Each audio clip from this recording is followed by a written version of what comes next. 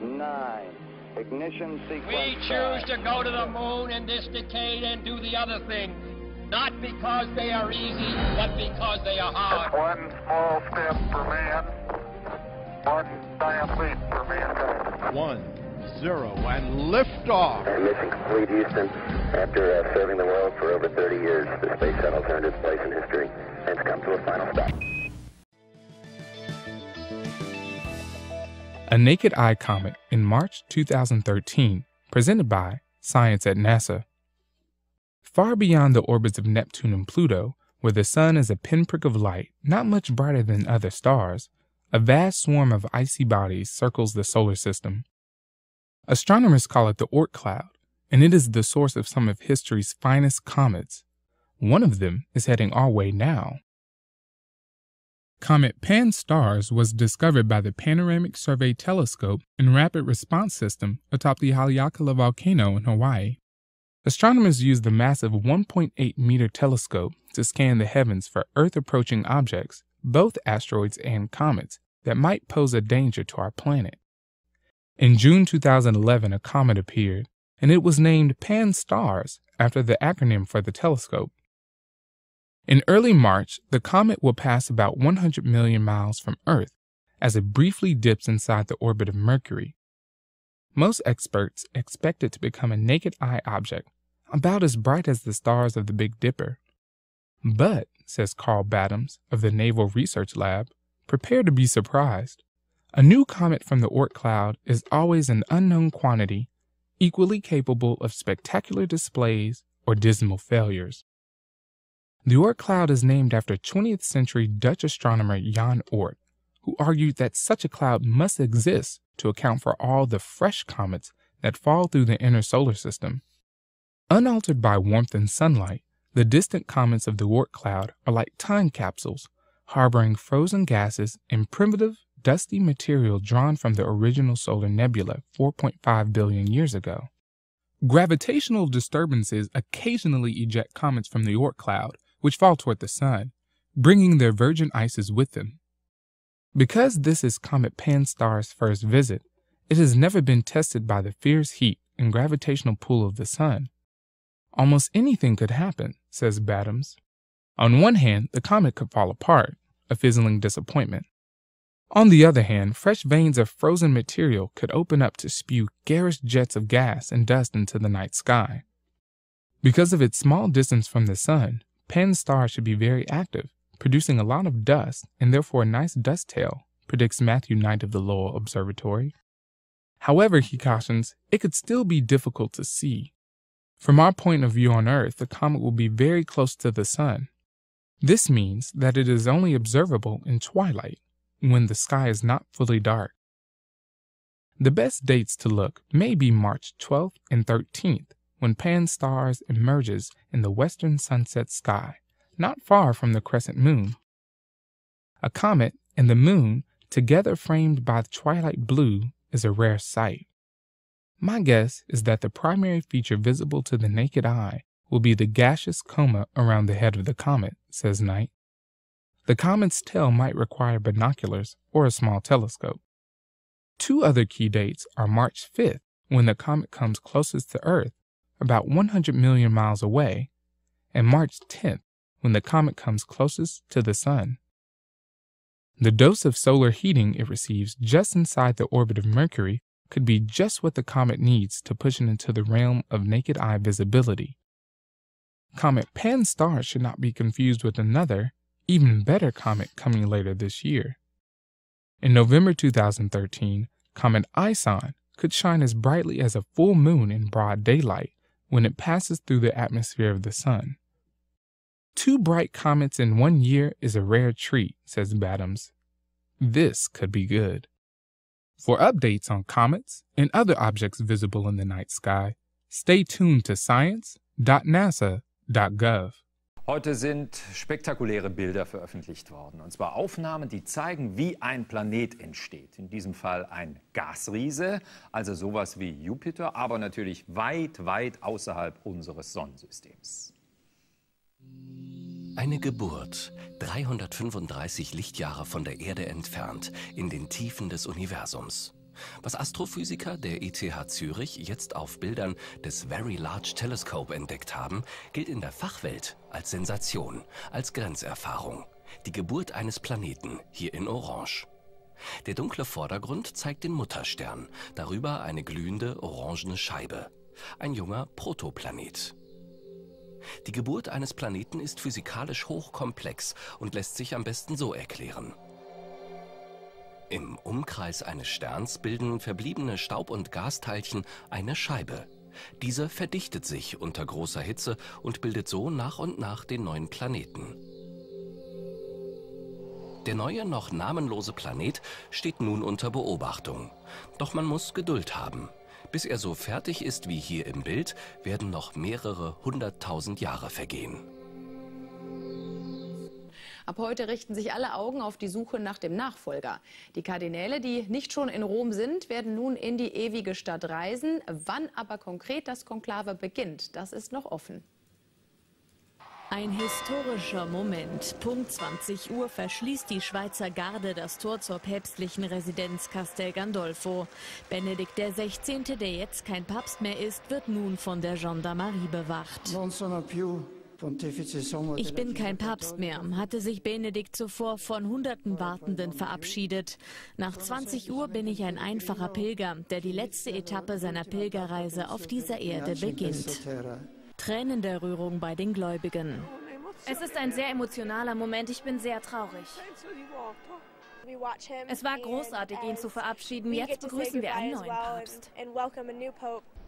Der Abschied des deutschen Papstes war perfekt inszeniert. Ein Hubschrauber flog vorbei an den Gläubigen auf dem Petersplatz und über die Sehenswürdigkeiten Roms. Vom Vatikanfernsehen live übertragen in alle Welt. Und auch in Deutschland wurde Abschied genommen. In der Berliner St. Hedwigs-Kathedrale kamen die Kanzlerin und das halbe Kabinett zu einem Gedenkgottesdienst. Überall läuteten um 20 Uhr die Kirchenglocken, auch in Regensburg, wo sich Georg Ratzinger auf mehr Zeit mit seinem Bruder freut. In der Osterwoche werde ich nach Ostern fahren. Natürlich freue ich mich darauf, freilich. Und der freut sich auch darauf, hat er gesagt. Der letzte Twitter-Eintrag des Papstes kam um 17 Uhr. Danke für eure Liebe und Unterstützung. Grazie, buonanotte. Grazie a tutti. Gute Nacht und danke euch allen. Mehr wird man von ihm nicht mehr hören. Ja, ganz menschliche Worte von Papst Benedikt, der sich damit in den Ruhestand verabschiedet hat. Carsten Lüb für uns in Rom. Was passiert denn jetzt alles in der Zeit der Sedisvakanz, bis dann ein neuer Papst feststeht? Ganz wichtig, die Wahl muss vorbereitet werden. Es werden die Einladungen oder der Ruf an die Kanäle wird herausgehen, hier nach Rom zu kommen, sich zu versammeln und eben diese Wahl vorzubereiten. Das bedeutet im Einzelnen, dass die Kanäle voraussichtlich eine Woche sich Zeit nehmen werden, um sich zu unterhalten, um sich kennenzulernen, um auszutarieren, wer der Nachfolger von Benedikt XVI. Wird. Wann das Konklave genau beginnt, ist unklar. Den genauen Termin gibt es voraussichtlich kommenden Montag, aber es deutet sehr viel darauf hin, dass das Konklave am 10. März beginnen könnte. Und Benedikt ist ja jetzt im Castel Gandolfo. Dort will er sich dann erst einmal vor der Welt auch verbergen. Wird ihm das gelingen, Carsten? Ich denke schon, dass ihm das gelingen wird und er will sich nicht erst einmal vor der Welt verbergen, sondern das, was wir gestern Nachmittag gesehen haben, es war der letzte Auftritt des Papstes, der letzte Auftritt von Josef Ratzinger. Er wird dann seinen Lebensabend in einem Kloster im Vatikan verbringen und er wird sich öffentlich absolut zurückhalten. Er wird ganz sicher nicht in Erscheinung treten, weil er kann nicht so eine Art Nebenpapst sein oder ein Ratgeber. Nein, Benedikt XVI. Wird dann eben aus den Augen der Öffentlichkeit verschwunden. Besten Dank, Carsten Lüb aus Rom. In den USA muss vermutlich die Sparbombe gezündet werden. Es drohen milliardenschwere Einsparungen nach dem Rasenmäherprinzip. Denn in der Nacht ist die letzte Frist abgelaufen. Demokraten und Republikaner haben sich im Etatstreit wieder nicht geeinigt. Und nun bleiben Präsident Obama noch genau 24 Stunden, um zu handeln. Deshalb hat er auch noch einmal Gespräche angesetzt. Aber die Hoffnungen auf Erfolg sind gering. Nein, mit dem Wunder in letzter Minute rechnet keiner mehr. Die Sparbombe wird wohl gezündet. Auch wenn der Knall nicht sofort zu hören sein wird, die gigantischen Zwangskürzungen in Höhe von 85 Milliarden Dollar werden die US-Wirtschaft, da sind sich alle Experten einig, in ernsthafte Schwierigkeiten bringen. Das ist keine Klippe, das ist ein Abwärtstaumel, sagt Präsident Obama. Soll heißen, die Auswirkungen kommen nicht mit einem Hammerschlag, sondern peu à peu. Monatelang hatten Demokraten und Republikaner Zeit, den Super-GAU zu verhindern, aber beide Seiten blieben stur. Obamas Plan, die Steuern für Großverdiener zu erhöhen, war mit den Republikanern, die eine Mehrheit im Abgeordnetenhaus haben, nicht zu machen. Die wollten stattdessen lieber Sozialleistungen kürzen, ein No-Go für den Präsidenten. Und so kommt nun wohl der große Cut nach dem Rasenmäherprinzip. Alle Ressorts müssen dran glauben. Und Ökonomen warnen, die Schuldenbremse könnte bis zu 2 Millionen Arbeitsplätze kosten. In Wissenschaft und Forschung, bei den Lehrern, der Feuerwehr, der Polizei. Den größten Brocken muss aber das Militär stemmen. Rund 43 Milliarden Dollar werden im Verteidigungshaushalt gestrichen, fast die Hälfte des gesamten Sparvolumens. Einen allerletzten Versuch unternimmt Obama noch. Am Nachmittag gibt es noch einmal ein Krisentreffen mit den Republikanern im Weißen Haus. Beide Seiten schalten auf stur. Die Republikaner glauben, die Wähler werden Präsident Obama für die Folgen dieser Sparbombe verantwortlich machen. Und der glaubt, die Republikaner werden dafür bluten müssen. Die größte Wirtschaftsmacht der Welt leidet an ihrer eigenen politischen Führung. Die Weltwirtschaft, auch Deutschland, wird die Folgen spüren. Und wir sehen jetzt Bilder von der Pressekonferenz und hören da hinein. Und alle haben wir teilnehmen können, Moment für Moment, an diesem ungewöhnlichen Ereignis, das uns alle sehr bewegt hat. Den Abschied des Heiligen Vaters vom Vatikan und seine Reise zum Apostolischen Palast in Castel Gandolfo. Wir haben auch erlebt seine Grüße an die Menge, an die Menschenmenge, die ihn dort in Castel Gandolfo erwartet hat. Und diese Ansprache hat die ganze Welt bewegt. Viele Menschen sind tief berührt.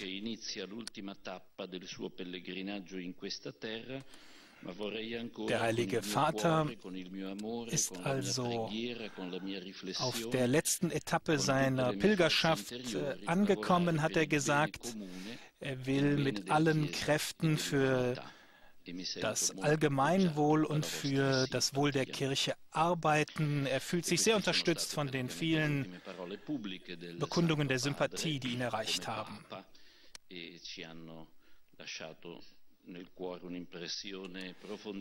Diese Äußerungen des Papstes haben einen großen Eindruck gemacht von seiner Humanität und seiner Demut.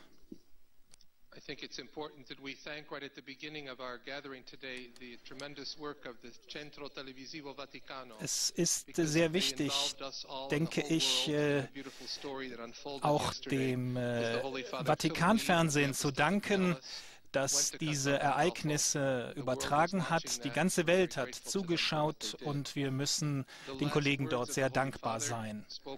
Die letzten Worte des Heiligen Vaters waren also: Ich bin sehr glücklich und froh und bin mit allen meinen Gebeten und meiner inneren Kraft dabei, für das Allgemeinwohl, das Wohl der Menschheit und der Kirche zu arbeiten.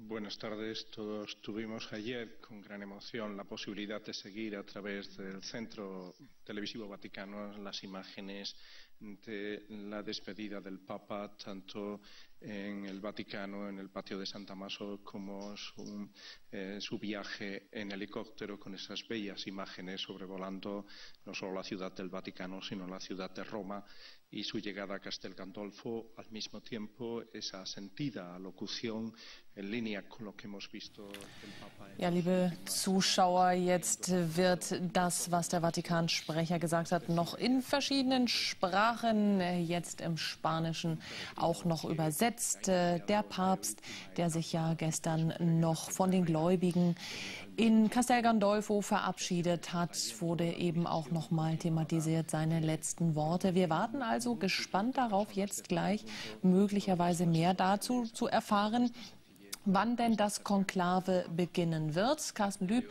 hat es vorhin schon gesagt.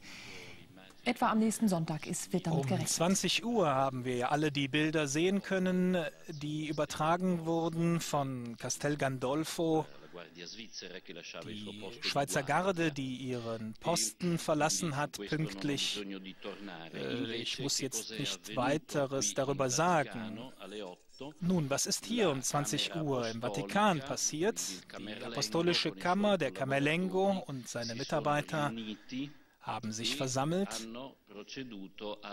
und haben das päpstliche Appartement versiegelt.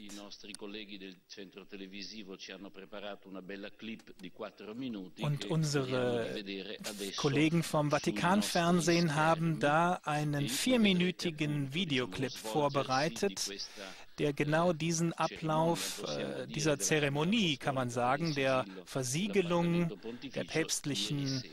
des päpstlichen Appartements zeigt. Danach kann ich Ihnen weitere Erklärungen geben zu den Bildern, die wir uns jetzt anschauen. Ich bitte die Kollegen von der Technik, diese Bilder einzuspielen.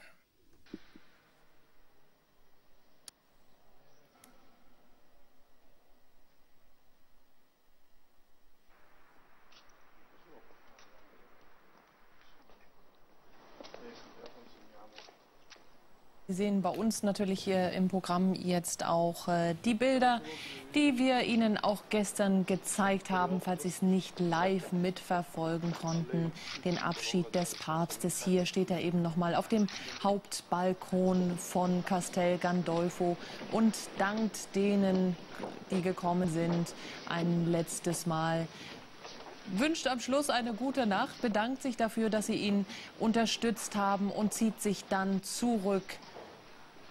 Und dann werden um 20 Uhr die Tore des Kastells auch verschlossen, die früher ja immer offen standen, wenn der Papst in seiner Sommerresidenz zu Besuch war, immer offen standen als Symbol dafür, dass er eben dem Volk, den Gläubigen nahe sein möchte.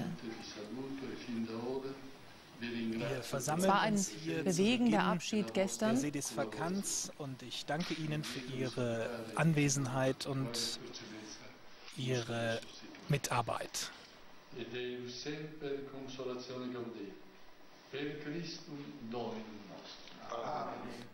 O Dio, pastore eterno, che governi il tuo popolo con sollecitudine di padre, dona alla tua Chiesa un Papa a te accetto.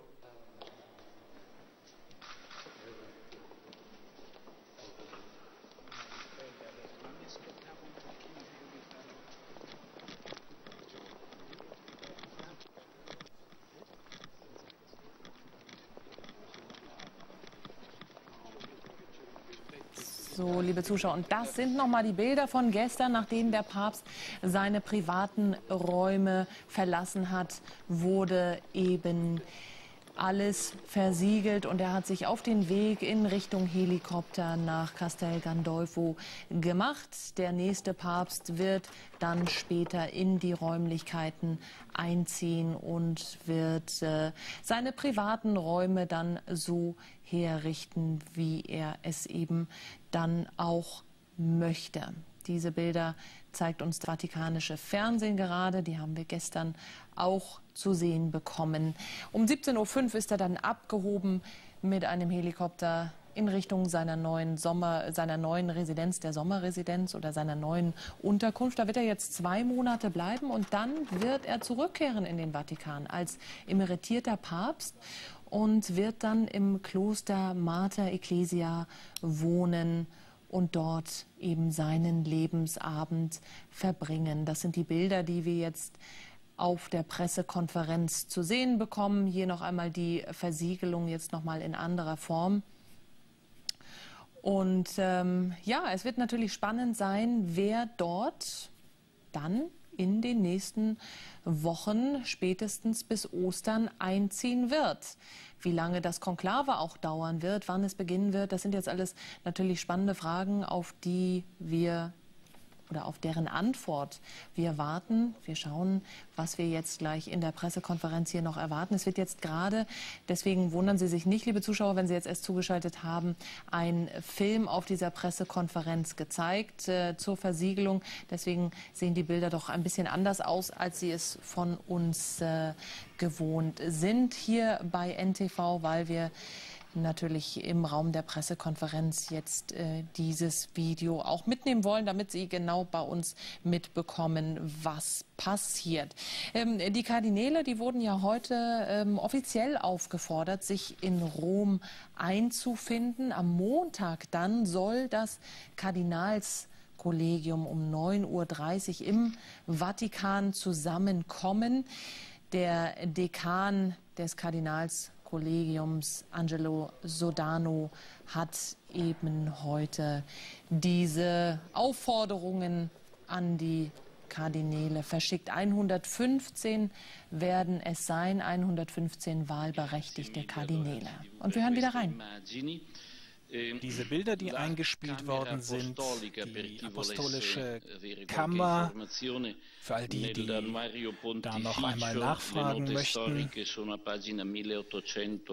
Sie können sich hier in diesem Buch noch einmal über die Mitglieder informieren auf der Seite 1286. Sie haben gesehen, neben dem Camerlengo, den Signor Celata, den Vizecamerlengo und den Bischof Sciacca.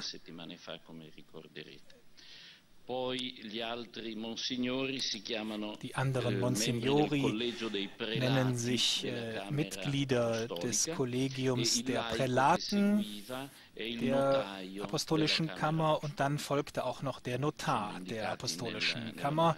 Die Namen sind ebenfalls hier verzeichnet. Wie Sie gesehen haben, als weitere Gäste dieser Zeremonie und in dieser Zeit können Sie sich vorstellen, sind natürlich die Kollegen vom Staatssekretariat auch immer eingebunden. Und wie Sie wissen, ist Kardinal Bertone jetzt in der Sedisvakanz nicht mehr aktuell, erfüllt er nicht mehr seine Funktion.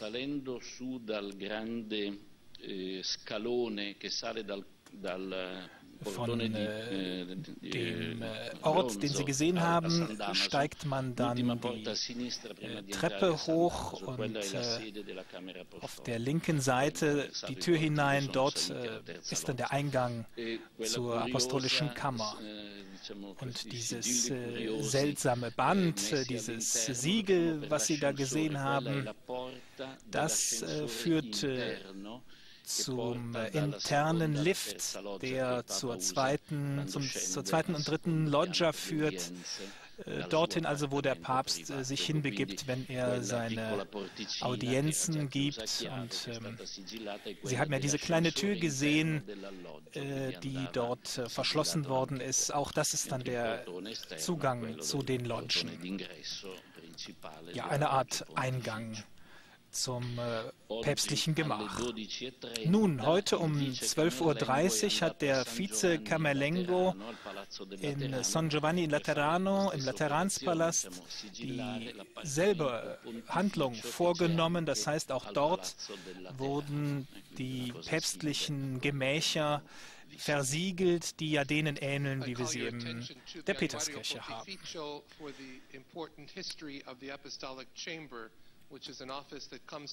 Ja, ich möchte Sie noch einmal daran erinnern, in diesem roten Buch auf der genannten Seite, im Annuario Pontificio, im päpstlichen Jahrbuch, dort finden Sie die gesamte Geschichte der Apostolischen Kammer noch einmal verzeichnet.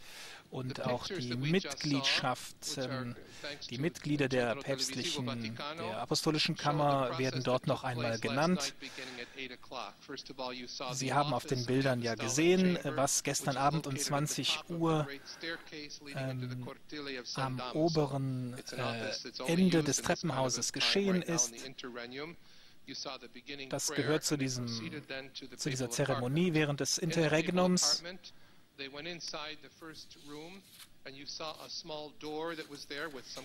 Innerhalb des päpstlichen Apartments haben Sie ja diesen ersten Raum gesehen, wo die speziellen Siegel und das Band angebracht wurden und die Tür versiegelt wurde. Von dort aus geht es, wie gesagt, mit einem Lift zur zweiten und dritten Loggia.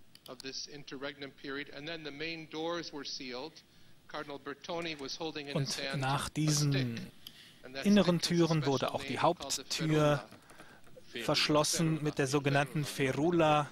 Ja, das ist der Name für diesen, sagen wir mal, Stab der Autorität, den der Camerlengo in den Händen hielt. Ja, mit dieser Ferula wurde also der Vorgang abgeschlossen und die Versiegelung vorgenommen.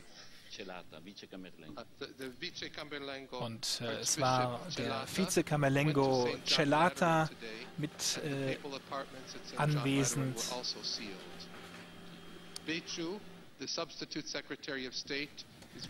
Der stellvertretende Kardinalstaatssekretär ist nun in der Verantwortung, weil ja die Amtszeit von Kardinal Bertone automatisch mit der Sedis Vacanz des päpstlichen Stuhles endet.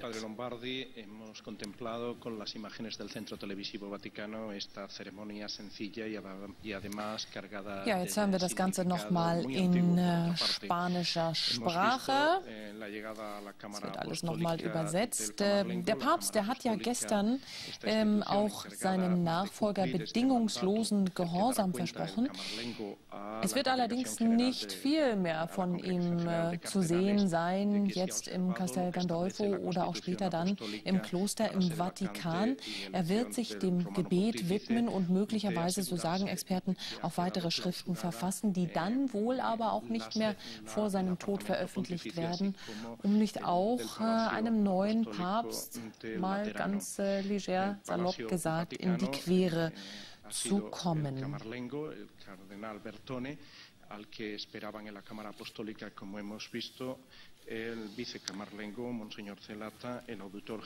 Ja, jetzt wird also nochmal das wiederholt, was wir gerade gehört haben. Unterdessen sind viele Kardinäle aus der ganzen Welt auf dem Weg nach Rom.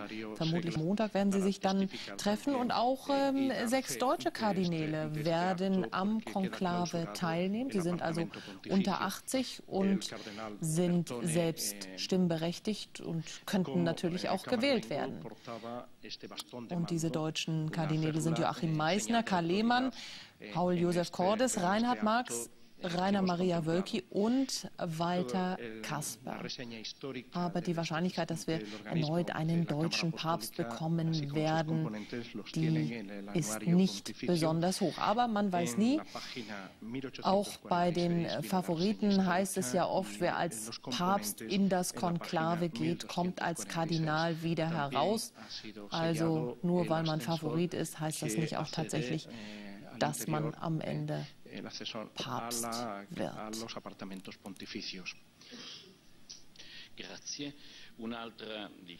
Vielen Dank. Eine weitere wichtige Prozedur, die kurz nach 20 Uhr gestern Abend stattgefunden hat. Das Staatssekretariat hat an alle päpstlichen Vertreter in der Welt eine Note ausgesandt, in der gesagt wird, dass jetzt nun offiziell die Sedis Vacanz begonnen hat und dass die jeweiligen päpstlichen Vertreter dies auch weiter mitteilen.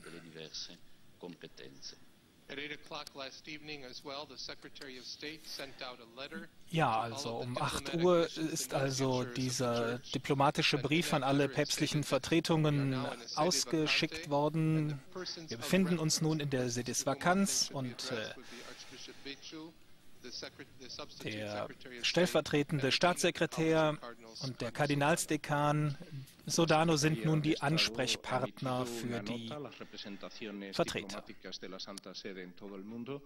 En la que les comunica que durante el periodo de sede vacante, que como saben comenzó ayer tarde a las 20 horas y durará hasta la elección del nuevo romano pontífice, se han de dirigir para los asuntos que tengan que tratar al sustituto de la Secretaría de Estado y al decano del Colegio Cardenalicio. Heute Morgen habe ich ein schönes Telefonat mit Monsignore Georg Genswein führen können. Ich habe mit ihm über den gestrigen Abend und natürlich auch über den heutigen Tag gesprochen, darüber, wie es dem Heiligen Vater geht, wie er seine Zeit verbringt und wie sich diese neue Situation ihm in Castel Gandolfo darstellt. Monsignore Genswein sagte, er war sehr entspannt, ihm geht es sehr gut. Genswein sprach mit einem ganz entspannten Ton und ich hatte den Eindruck, dass in Castel Gandolfo eine ganz friedliche Stimmung herrschte. Wir haben gestern gesehen, wie sich der Papst von dem Volk der Gläubigen in Castel Gandolfo verabschiedet hat. Danach hat sich der Abend für ihn mit einem Abendessen angeschlossen. Er hat dann einige Nachrichtensendungen verfolgt im italienischen Fernsehen und er hat sehr zu schätzen gewusst, der Heilige Vater hat sehr zu schätzen gewusst, wie diese Momente, diese wichtigen und bewegenden Momente in den Fernsehberichten abgebildet wurden. Man kann also sagen, dass Sie einen guten Job getan haben, eine gute Arbeit geleistet haben. Deswegen also vielen Dank, auch ein Dank an die Journalisten, die den gestrigen Abend mitverfolgt haben in seinen ganzen Formen. Wir haben natürlich auch unsererseits gemerkt, wie sehr bewegt die Berichterstatter waren und was für einen schönen und positiven Eindruck was für einen schönen, tiefer Eindruck vermittelt worden ist. Nun, nach also dem gestrigen Abendessen und nach den Abendnachrichten hat der Heilige Vater noch ein paar Schritte gemacht. Er hat noch einen kleinen Spaziergang im Inneren des Palastes zwischen den Sälen unternommen, einen kleinen Gang. Es gibt dort eine ganze Serie, eine ganze Reihe von Sälen hintereinander, in denen man einen richtigen Spaziergang machen kann. Und genau das hat sich der Heilige Vater gestern auch erlaubt und dann hat er sich zurückgezogen zum Gebet und zur Ruhe gestern Abend. Heute Morgen also, nachdem er ganz gut geschlafen hat und eine Messe gefeiert hat, normalerweise feiert der Papst ja eine Messe um 7 Uhr am Morgen und diese für ihn üblichen Uhrzeiten hält er auch jetzt ein. Er hat dann aus dem Brevier zitiert und seine Lesepflichten erfüllt, ein Frühstück eingenommen und der heutige Tag wird natürlich verbracht zwischen Gebeten und Reflexionen über die neue Situation. Er hat natürlich viele Botschaften erhalten und bekommen und beschäftigt sich nun mit diesen. Und am Nachmittag wird es auch einen Spaziergang im Garten von Castel Gandolfo geben. Sie wissen ja, dass der Heilige Vater auch in den Vatikanischen Gärten gerne spazieren gegangen ist nach dem Mittagessen. Aber natürlich gibt es auch ein bisschen so etwas wie einen Mittagsschlaf und um 4 Uhr nachmittags folgen weitere Gebete beziehungsweise auch Zitate und Lesungen aus dem Brevier. Ich hatte auch gefragt, ob es vielleicht bestimmte Bücher gibt, die der Papst mitgenommen hat nach Castel Gandolfo. Und mir wurde gesagt, ja, dass spirituelle Bücher, aber auch historische Abhandlungen. Ja, liebe Zuschauer, an dieser Stelle wollen wir zu Carsten Lüb noch einmal schalten, der für uns in Rom ist. Wir haben also eben gehört, dem Papst geht es gut. Er wird jetzt, ich sage mal, seinen Ruhestand genießen. Aber wie geht es jetzt weiter? Das ist natürlich die große Frage.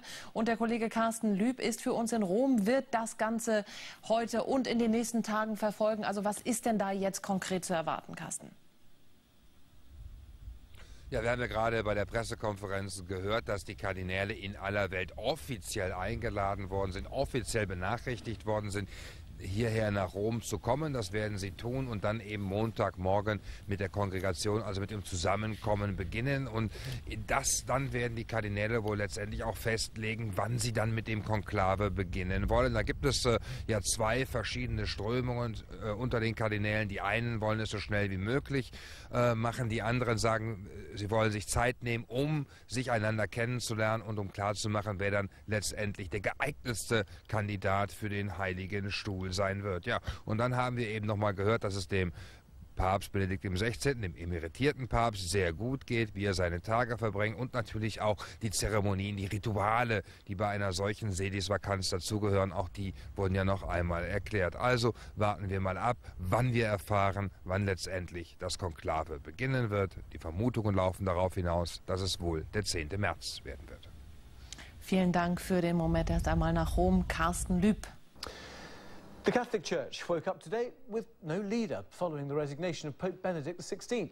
Uncharted waters, certainly, but as the doors of Castel Gandolfo swung shut behind Benedict, it's now down to the Church's cardinals to choose his successor. They've been officially summoned to Rome from around the world to begin that process. From Rome, Alan Johnston sent this report.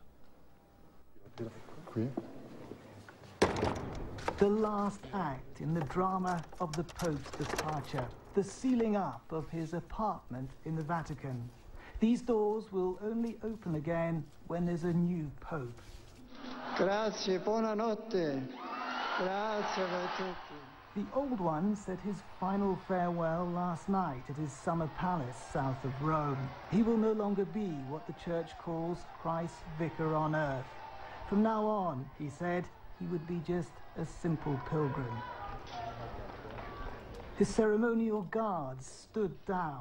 They shut the palace gates and walked away. They no longer had a pope to protect. And back in Rome today, in the shadow of St. Peter's, they're getting used to the idea that, for now at least, the Vatican has no master. With Pope Benedict gone, the focus now is on what comes next. The process of finding a new spiritual leader for more than 1 billion Catholics around the world. And that search is in the hands of the most senior clerics, the cardinals. The cardinals are convened for the first time on Monday morning at 9:30. The meetings will take place in the Synod Hall, the new Synod Hall, which is just above the Paul VI Audience Hall. They'll begin considering the state of the Church, and they'll eventually decide which man among them could best meet the challenges ahead. Which of them should become Pope? Alan Johnston, BBC News at the Vatican. T-minus 30 seconds.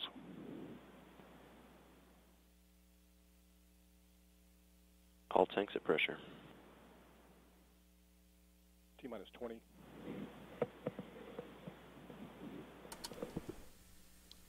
T-minus 15 seconds. T-minus 10, 9, 8, 7, 6, 5, 4, 3, 2, 1.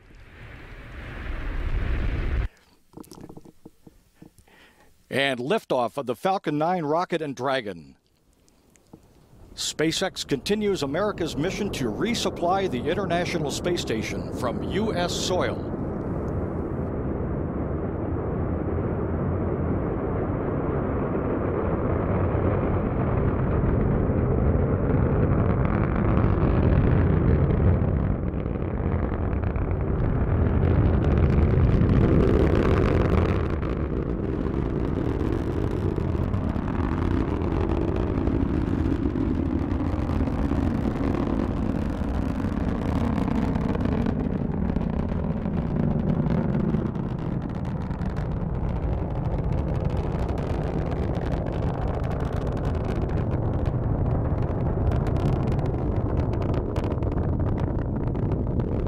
this is really quite a way for them to be able to study everything that goes right, and if should anything, go wrong with the capsule, things that they will be able to improve. A lot of clouds. Did you notice that?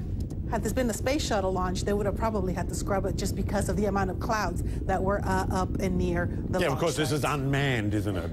Exactly. This is an unmanned, it's a different type of spacecraft. This a little bit less complicated in a way than the space shuttle. This spacecraft, though, is designed to take astronauts up into space. They just haven't gotten that far yet. That may come later on. They're still trying to work those details out. But it is designed, the Dragon, which sits atop this Falcon 9 rocket that you're seeing there, lifting up into space, about 1 million pounds of thrust right now as it heads out into space. One really interesting thing is, Michael, usually it takes about 2 days to get to the International Space Station. This will be a new record. The Falcon 9 just launched right, in perfect timing, so to speak, and it will take only 18 hours for the Dragon to actually reach the International Space Station, and that would be a brand new space travel. Is that because it's going faster, or is it because it's intersecting more conveniently? More conveniently intersecting because of the orbit of the International Space Station when this launch is Okay, so they didn't put a turbo on it. Good to see you, Murray. Sure. Always love a space launch, don't you?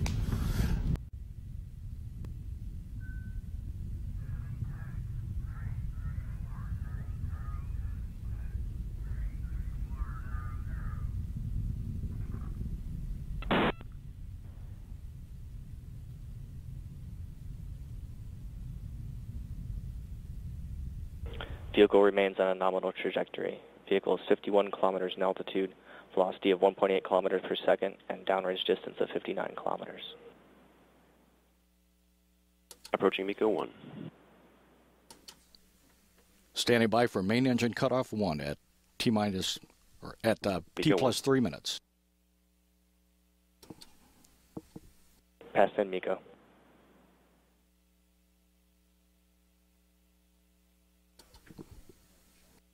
MECO 2, stage 1 shutdown. Stage separation confirmed. And we see stage separation. Standing by for the ignition of the second stage engine. And back ignition confirmed. The ignition confirmed.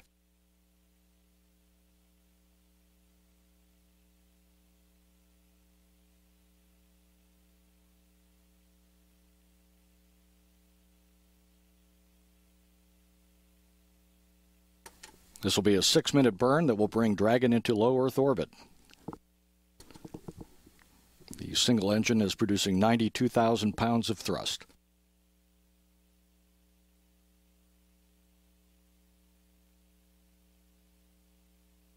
Standing by for nose cone jettison.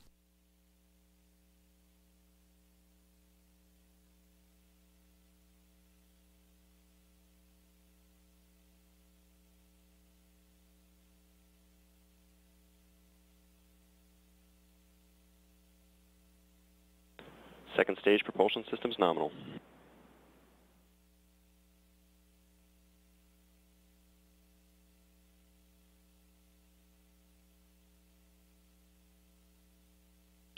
Vehicle remains on a nominal trajectory. Vehicle is 148 kilometers in altitude, velocity of 3.2 kilometers per second, and downrange distance of 346 kilometers.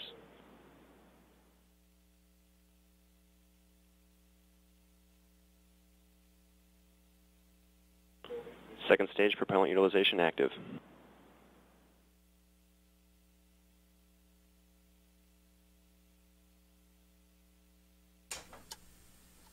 The 6 members of the International Space Station crew awake and watching this on a feed being provided to them from Mission Control in Houston.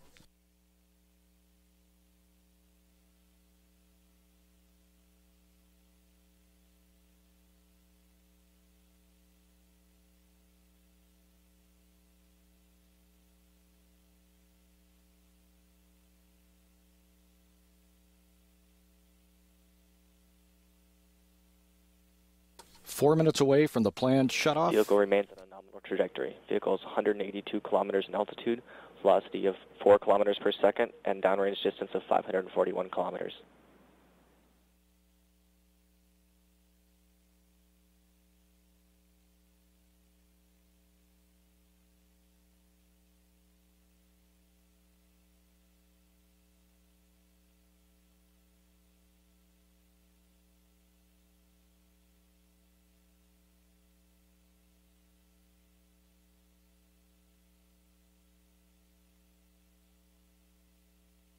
Second stage propulsion systems look good.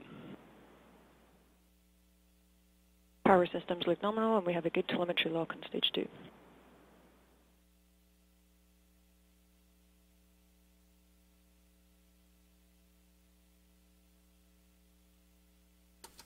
Three minutes remaining in the second stage engine burn. Vehicle is 200 kilometers in altitude, velocity of 4.6 kilometers per second, and downrange distance of 767 kilometers.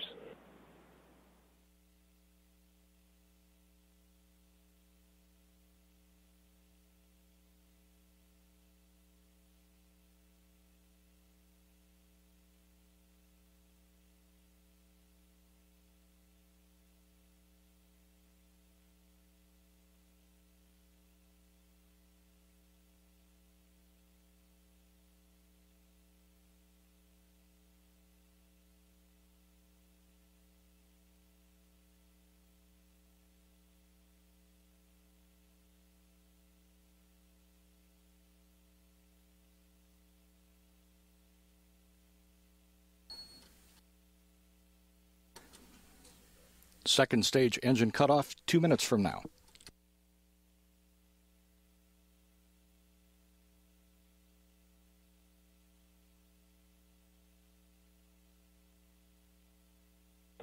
Vehicle remains on a nominal trajectory. Vehicle is 210 kilometers in altitude, velocity of 5.6 kilometers per second, and downrange distance of 1,080 kilometers. IMU and GPS look good.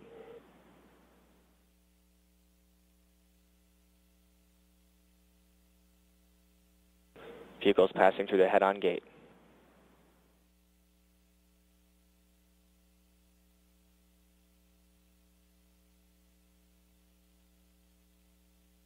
Stage 2 propulsion systems continue to be nominal.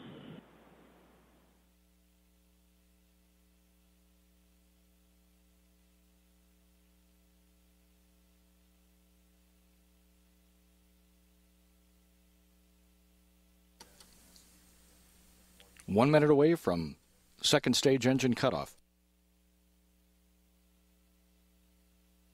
Vehicles in terminal guidance. FTS is saved.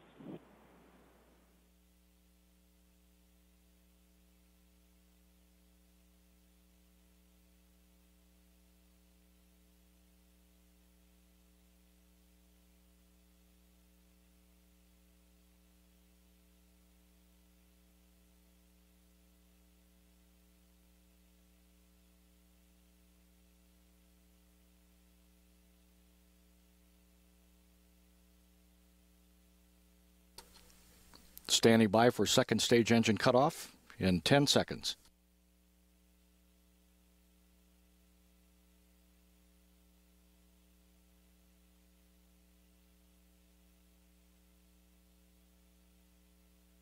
MVAC shutdown confirmed.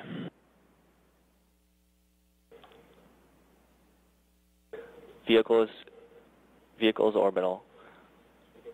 Perigee 199 kilometers, apogee 323 kilometers, inclination 51.66 degrees. Standing by for Dragon separation. Cameras pointing forward.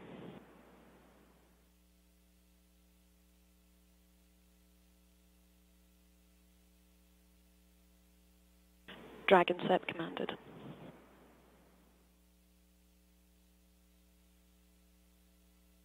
And the Dragon has separated from the second stage.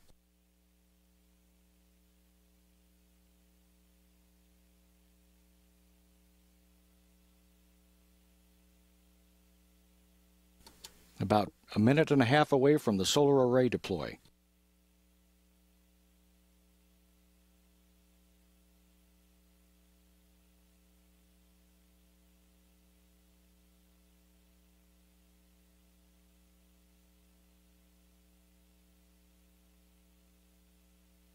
And high fives all around the Launch Control Center, the SpaceX Launch Control Center at Port Canaveral, Florida.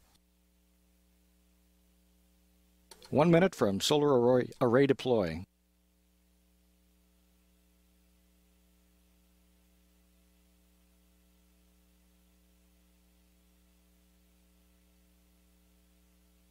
flight controllers at Mission Control Center in Hawthorne, California, watching the flight of Dragon.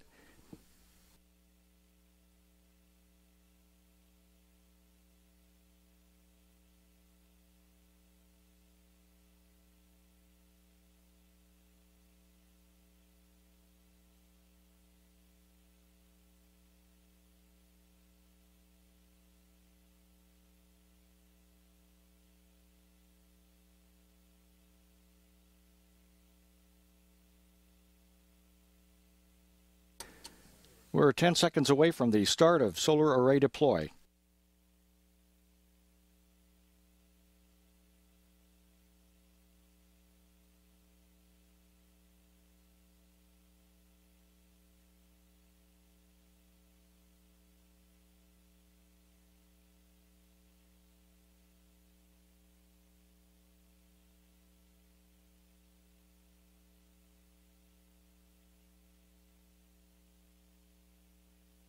And as flight controllers in Hawthorne, California watch the progress of Dragon, we have launch replays of the successful launch of Falcon 9 that we would like to show you.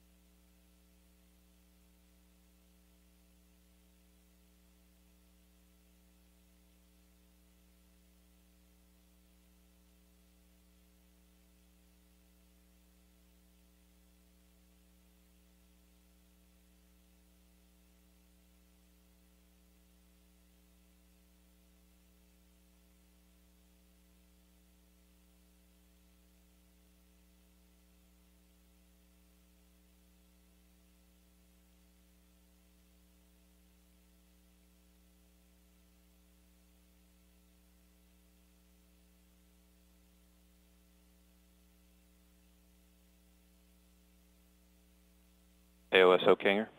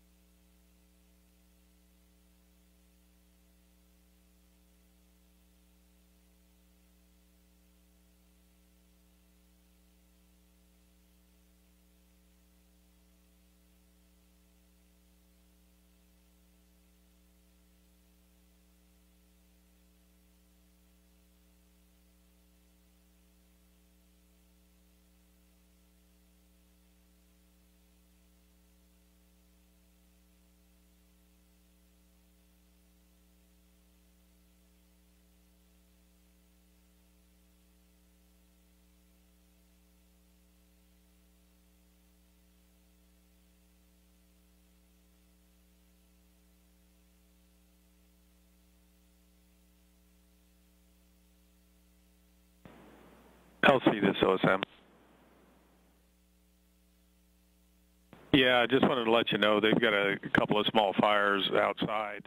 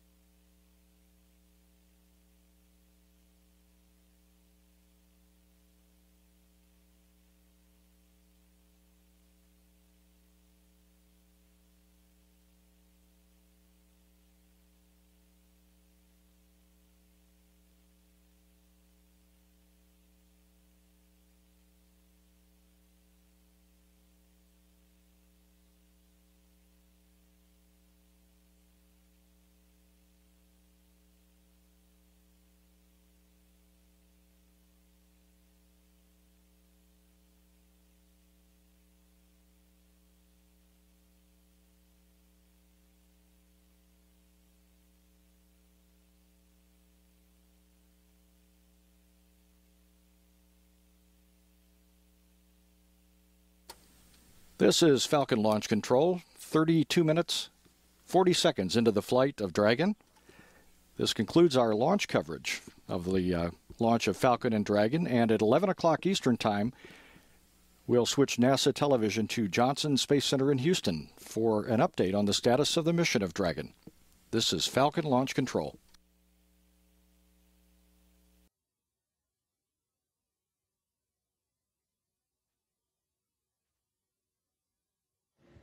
This is Mission Control, Houston. 102 days, 17 hours, and 34 minutes into the 34th expedition to the International Space Station. Space Station is in good shape this morning, currently in orbit about 253 miles above the ocean south of Australia. Current course will keep the station above water past New Zealand and across the Pacific Ocean until overflying the southern coast of Mexico, just north of Mazatlan. From there, it's going to overfly the middle of Texas and the midwestern United States, and then southern Ontario, Canada, very near to Sarnia, the birthplace of the station's next commander. Today is the 130th day in space for International Space Station Commander Kevin Ford and his flight engineer colleagues Oleg Novitsky and Yevgeny Tarelkin. Those two are less than 2 weeks away now from their scheduled return to Earth. It is the 73rd day in space for their three crewmates, flight engineers Roman Romanenko, Chris Hadfield, the Canadian Space Agency, and Tom Marshburn. They've been on the space station since shortly before Christmas and are going to be there up through May. On board right now, we've got a live look inside the Destiny laboratory. That's Tom Marshburn closest to the camera. He and Kevin Ford have been working on training for grapple and berthing of the Dragon cargo ship. That is about the only real task that they've had on their schedule today. They and Chris Hadfield have most of the day off, both yesterday and today. because of extra work that is on their schedule this weekend that is related to the arrival of the Dragon. Right now, Hadfield is scheduled for an exercise session.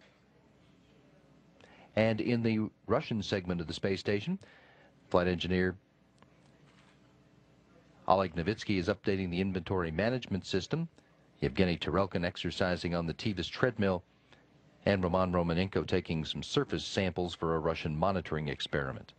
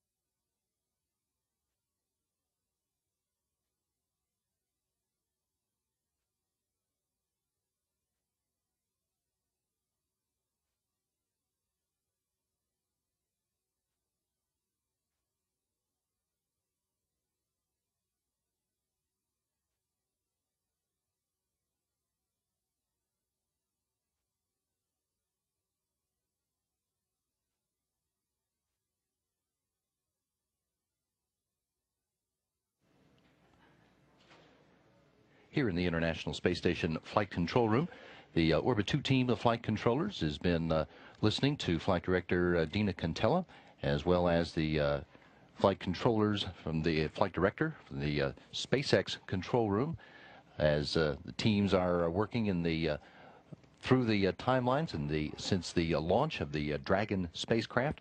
That took place at 9:10 Houston time this morning, 9:10 Central time. As the Dragon launched on time from the Cape Canaveral Air Force Station.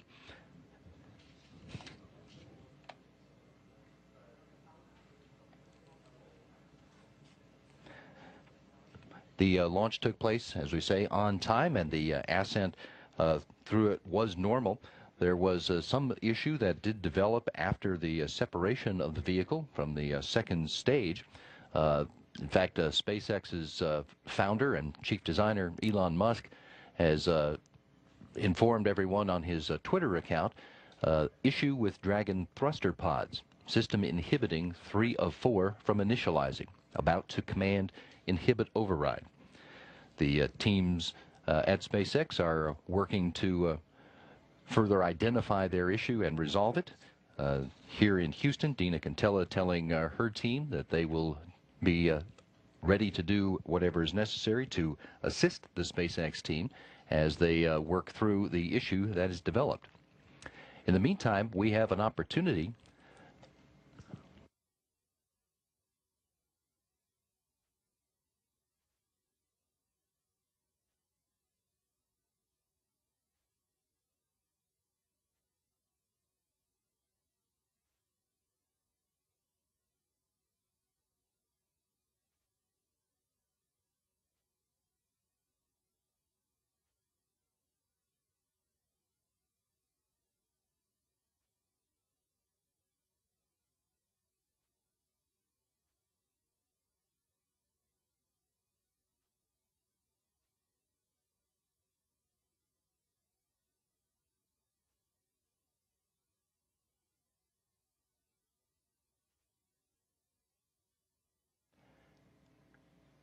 As we mentioned, the teams here in Houston are working closely with their colleagues and SpaceX at their mission control in Hawthorne, California, as you see here, as they work to resolve the issue that occurred after the vehicle separated from the second stage this morning.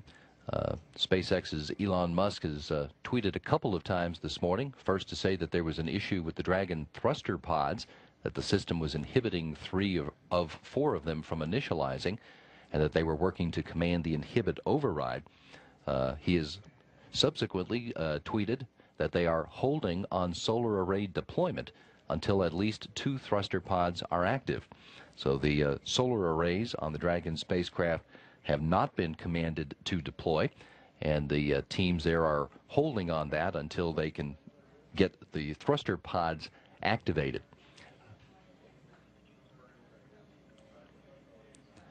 In the file as listed. Thanks so much. We copy SSC 15. Thanks for your help. At this point, it is at this point, we understand that it is a possibility that a part of that response to the issue may be a rearrangement of the planned burn sequences for the Dragon spacecraft. The rendezvous burns that were planned out for it to make its rendezvous to the International Space Station on Saturday morning. That may occur. We will let you know as soon as decision has been made about how that is going to proceed. 4, 3, 2, 1. And liftoff of the Falcon 9 rocket and Dragon. The firm SpaceX successfully launched the Dragon capsule on Friday using an unmanned rocket. Reports suggest the spacecraft may have had problems firing its thruster rockets and in deploying its power-generating solar panels. The cargo run is the second of 12 missions for the private company, which has a $1.6 billion contract with NASA to supply the space station. It's delivering more than 1,000 kilograms of food, spare parts and science equipment to the astronauts.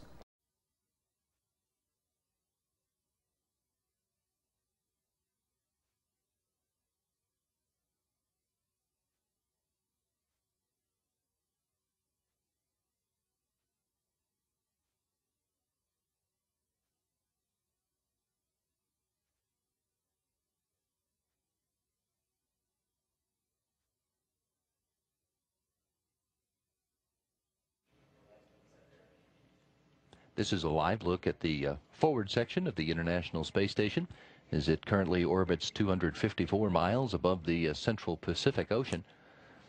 Still about 10 to 15 minutes away from crossing the southern coast of Mexico. In the center of the view, which is coming from a camera out on the starboard side of the station's truss, You can see the Canadarm2. It is poised for tomorrow morning's operations, when it will be commanded by Kevin Ford and Tom Marshburn to grapple the approaching Dragon spacecraft, and then subsequently commanded by the ground to berth that spacecraft to the Earth-facing port of the Harmony module. Ford and Marshburn had some additional arm training earlier this morning. Their last series of arm operations brush-up training before the grapple and berthing operations that are scheduled to take place tomorrow.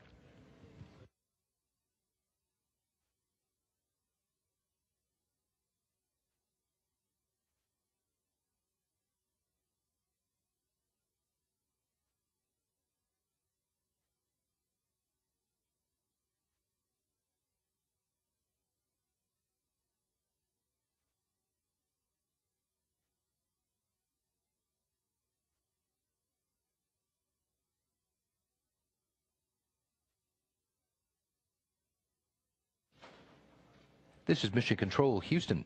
The International Space Station crew has executed an awful lot of important science operations on board this week, while they have been, in parallel, getting themselves ready to support the planned arrival of a commercial cargo ship at the station this weekend. Commander Kevin Ford kicked off the week with a couple of days' worth troubleshooting a piece of hardware called the amine swing bed. That's a technology demonstration payload that's testing whether vacuum-generated amine system could work as an effective system to remove carbon dioxide from a spacecraft environment, from the crew area. He did determine that a suspect valve was not responsible for the hardware's inability to work, and did find that the culprit was a gearbox that was removed and prepared for a return to Earth for analysis. Ford and flight engineer Tom Marshburn joined up late in the day to practice operations with the Canadarm2 for the scheduled grapple and berthing of the Dragon cargo ship, which launched this morning at 9:10 Central Time from the Cape Canaveral Air Force Station. Flight engineer Chris Hadfield helped prepare for Dragon by getting a special communications system for Dragon operations set up in the cupola module, and then packing items that are scheduled to be returned to Earth when Dragon comes back in late March. Hadfield also took care of science payloads, initializing the binary colloidal alloy test apparatus and photographing some samples for that physical science investigation. He was also looking over training materials for a materials science investigation called Coarsening in Solid Liquid Mixtures, which has new experiment sample materials on its way to the station now. Flight engineers Yevgeny Tarelkin and Oleg Novitsky began preparations for their departure from the station. Along with Commander Kevin Ford, Novitsky and Tarelkin are scheduled to leave the station in 2 weeks' time. And this week they began their first of several days' work with the lower body negative pressure suit. That's a Russian apparatus that uses suction to pull fluids to the lower extremities and simulate gravity, and allows the cosmonauts to evaluate their orthostatic stability. Tuesday of this week was a science-focused day, with Tom Marshburn spending much of it supporting the Spheres Vertigo experiment. That's an MIT Space Systems Laboratory investigation that employs two of the bowling ball-sized satellites, the Spheres satellites, uses them to create a 3D model of another object, with the intent that the model that's created could then be used to inform the autonomous navigation of those free flyers. Kevin Ford started Tuesday with a health status questionnaire, part of the ongoing effort to gather information about how human bodies respond to being in the zero-G environment for an extended period. He then loaded software on a laptop in the Columbus module for later operations with a European Space Agency investigation into ways to improve crew efficiency and autonomy. He spent the rest of the day finishing that troubleshooting with the amine swing bed. On Wednesday, the commander spent a big part of his morning working on elements of the cruise experiment, the ESA technology demonstrator of possible ways to improve efficiency of the crew. Ford worked with the voice-activated procedure viewer and procedural displays. He was testing ways in which crew members can be more autonomous and more efficient in work, something that would be even more critical for future explorers on missions where communication with Earth is much harder than it is for the crews today. Hatfield and Marshburn spent time Wednesday on the integrated cardiovascular experiment.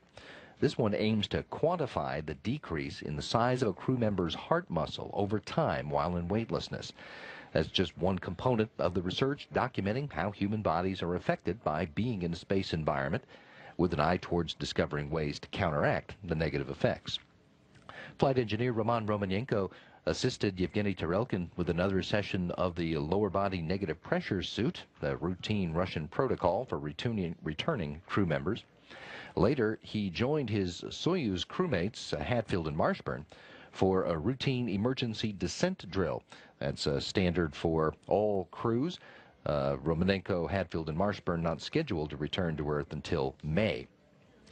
On Thursday, Novitsky and Tarelkin spent half the day laying cables in the Russian segment of the station to support the plasma wave experiment that's going to measure the electromagnetic field around the outside of the station. The exterior hardware installation for that experiment is planned for a spacewalk by Romanenko and cosmonaut Pavel Vinogradov in April. Vinogradov will be arriving at the station in late March with Alexander Mazurkin and Chris Cassidy. Romanenko spent part of his day on Thursday taking surface samples in the Russian segment and seeing to science experiment operations in the afternoon. After lunch, Novitsky worked to stow items that are destined for disposal in one of the Progress ships that's docked to the Russian segment, and Tarelkin did maintenance as well as shot scenes for a Russian documentary about station payload operations. There were a couple of tasks on the agenda on Thursday for Chris Hadfield, including an interview with the popular Canadian TV network morning show, and then the final pre-packing of items that are scheduled to come back to Earth on the Dragon spacecraft. Tom Marshburn even set up an HD camera in the lab that will shoot the robotic workstation monitors there so that the mission control teams can follow along and see what the arm operators are doing during those dynamic operations on Saturday. The crew members would actually be working in the cupola on Saturday. The camera is shooting at the backup station in the lab. Kevin Ford, Chris Hadfield, Tom Marshburn all had regular exercise sessions, but little else on their schedules for Thursday. They got time off Thursday and Friday to rest up in advance for the weekend operations with the Dragon spacecraft. In fact, Ford and Marshburn had their final training for robotics operations for the Dragon today. The second operational flight, SpaceX, did launch on Friday morning, carrying 1,200 pounds of science experiment materials and crew supplies. Scheduled to be grappled on Saturday morning by the crew members at the controls of the Canadarm2 robotic manipulator, and then through use of the arm ground commanded, berthed to the Harmony module, with a hatch opening scheduled for Sunday to allow the crew to start unloading supplies, as well as the food and experiment materials that are needed to support their own mission of exploration.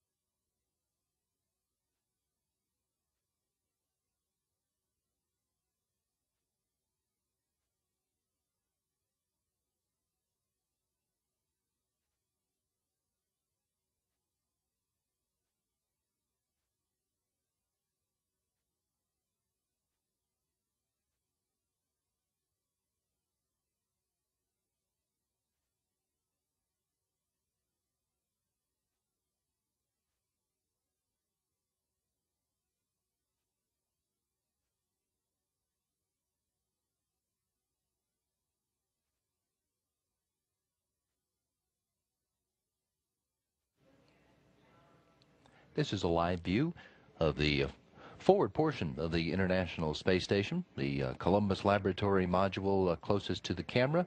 It's attached to the Harmony module, and attached to the underside of Harmony, facing down to the Earth, if you will, is Canadarm2, in position for tomorrow's planned operations to grapple the Dragon spacecraft that launched from the Cape Canaveral Air Force Station at 9:10 Central Time this morning.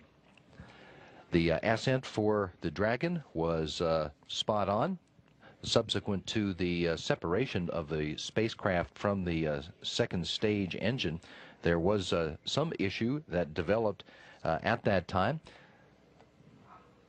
The SpaceX founder Elon Musk had tweeted that there was an issue with the Dragon thruster pods, that the system was inhibiting some of them from initializing, and that they were holding on deploying the solar arrays on Dragon until they could get at least 2 of the thruster pods active. The SpaceX team is still working, commanding their vehicle, trying to get it into the proper configuration so that they can go ahead and deploy the solar arrays.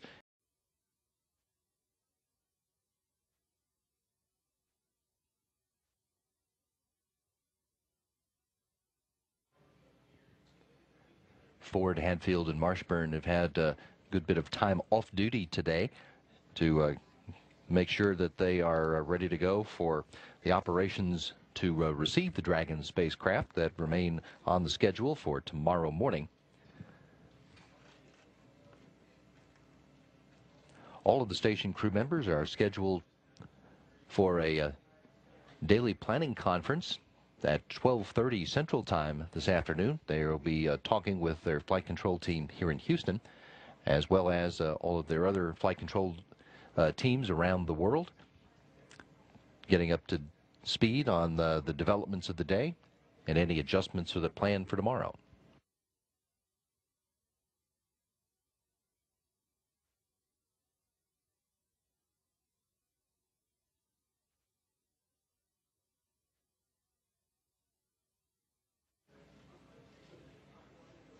And in the meantime, the control center for SpaceX at Hawthorne, California, has been working to resolve an issue with the vehicle that cropped up shortly after the Dragon spacecraft separated from the Stage 2 engine following launch this morning at 9:10, and they are making a good bit of progress. SpaceX's Elon Musk now tweeting online that the solar array deployment on the Dragon is successful. Originally, the issue was apparently with the Dragon thruster pods, Musk indicating that the system was inhibiting 3 of the 4 pods from initializing, and that they were working to command an override of that inhibit, and that they were postponing deployment of the solar arrays until they could get at least 2 of the thruster pods active. Well, about 15 minutes ago, he tweeted at Elon Musk that thruster pod 3 tank pressure was trending positive, preparing to deploy solar arrays. And just 2 minutes ago, the short and sweet tweet simply says, solar array deployment successful. We'll stand by for further news on the Dragon getting itself properly situated to continue its flight. As far as we're concerned, the rendezvous at the International Space Station tomorrow morning remains on schedule as planned. Station crew members Kevin Ford and Chris Hadfield and Tom Marshburn have another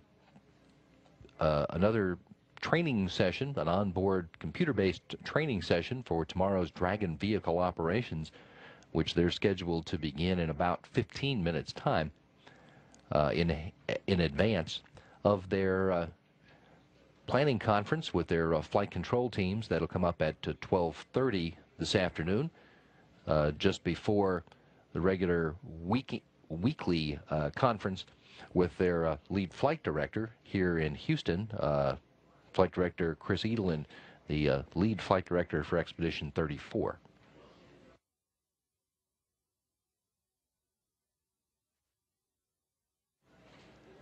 So good news from SpaceX that the solar arrays on the Dragon vehicle have deployed.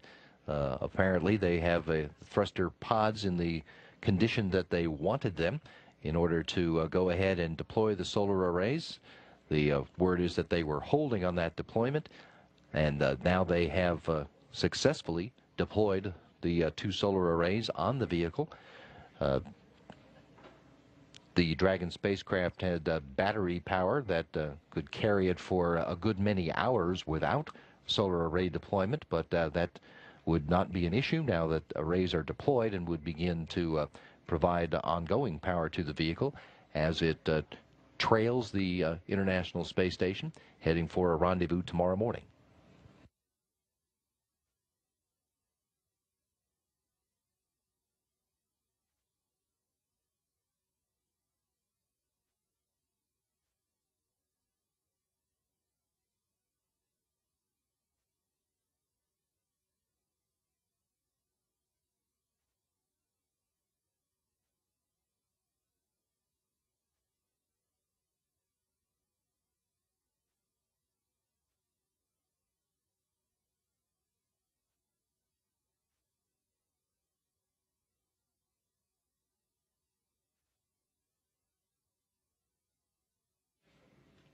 You're looking at Canadarm2 currently poised in what is known as the Dragon High Hover position, from where it will begin operations tomorrow morning to grapple the approaching cargo ship.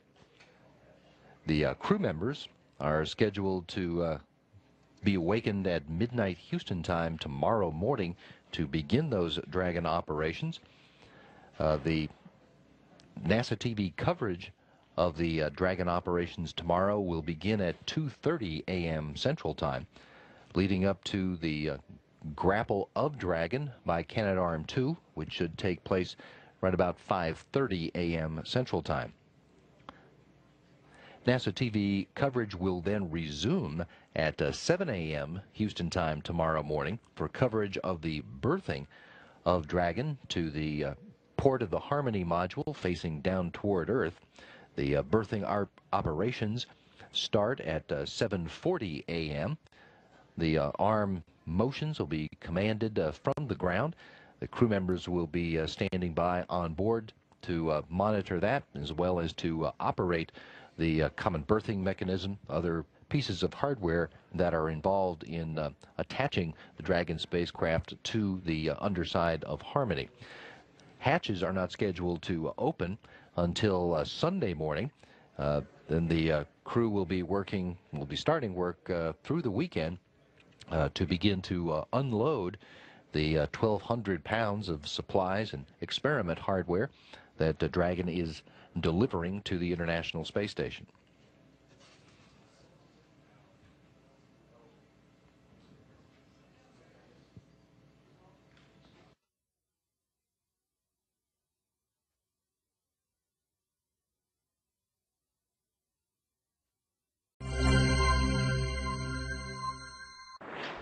Three, two, one, and liftoff of the Falcon 9 rocket and Dragon. Breaking news, the SpaceX Dragon rocket reportedly having problems on the way to the International Space Station after what appeared to be a picture-perfect launch at Cape Canaveral. It blasted into the sky just after 10 this morning. West 2's Dan Billow was there for the launch. So, Dan, there's a chance that the rocket may not make it to the space station? There is a chance that the Dragon spacecraft, which was launched by the rocket, will not make it to the space station.